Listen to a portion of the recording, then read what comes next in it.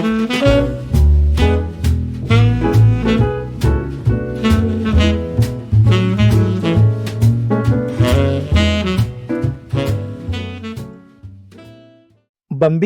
al primer vídeo d'aquesta sèrie sobre escacs. Avui parlarem d'un dels temes més fonamentals, els principis del desenvolupament, tal com els va formular el gran mestre Aaron Nimzowitsch, autor del famós llibre El meu sistema. El desenvolupament no és només treure peces, sinó fer-ho amb ordre i sentit estratègic. Nimzowitsch que en recorda aquests punts clau. Primer, controlar el centre amb peces i no només amb peons.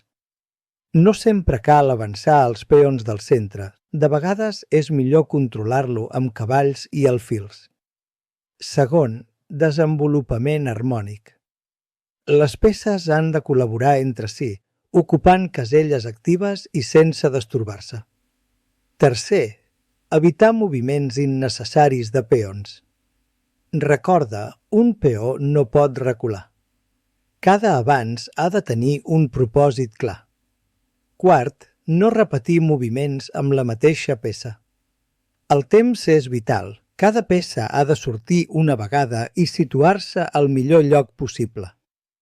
5. No treure la dama massa aviat. Una dama exposada pot convertir-se en objectiu fàcil i et farà perdre temps defensant-la. 6. Connectar les torres ràpidament.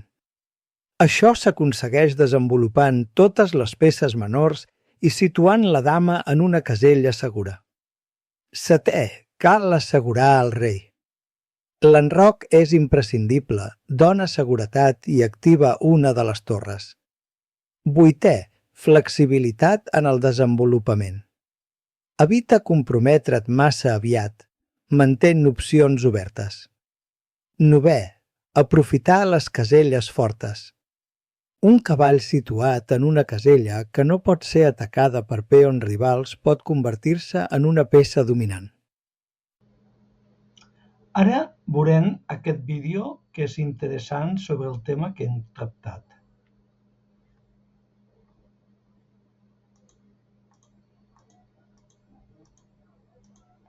Aquesta darrera jugada del negre és dubtosa, ja que intenta controlar el centre, però permet que el blanc guanyi temps.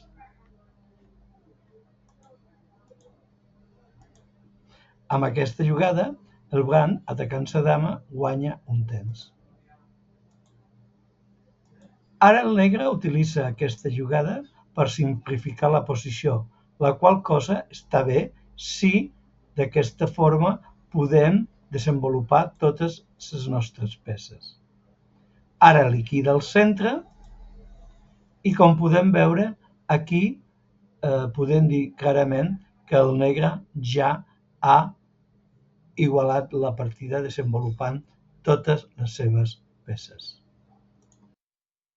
Resum d'aquest vídeo. Primer, desenvolupament cap al centre. Les peces han de ser desenvolupades i mobilitzades cap a la frontera central del tauler, és a dir, cap a la zona del centre, perquè siguin actives i controlin el joc. Segon, el centre i el seu control. El centre és fonamental. Nimzowitsch que ensenya a controlar el centre, sigui ocupant-lo directament amb peces o amb peons, o mitjançant l'avanç de peces per contenir l'avanç enemic. Tercer, l'avantatge en desenvolupament com a objectiu. L'objectiu ideal és tenir un avantatge en el desenvolupament, és a dir, aconseguir que les teves peces siguin més actives i estiguin millor col·locades que les del teu oponent. Quart, el canvi per guanyar temps al canvi de peces pot ser una eina poderosa per guanyar temps en el desenvolupament o per crear una estructura favorable si s'utilitza de manera correcta. Cinquè, el paper dels peons. Les jugades de peó no són desenvolupament per si mateixes, sinó que complementen el desenvolupament de les peces. Sisè, la liquidació i el joc alliberador. La liquidació de peces pot ser útil per guanyar temps o per alliberar posicions. En resum, el desenvolupament per a Nimzowitsch no consisteix només a moure peces, sinó a fer-ho de manera estratègica per aconseguir el control del centre, l'activitat de les peces i l'avantatge posicional.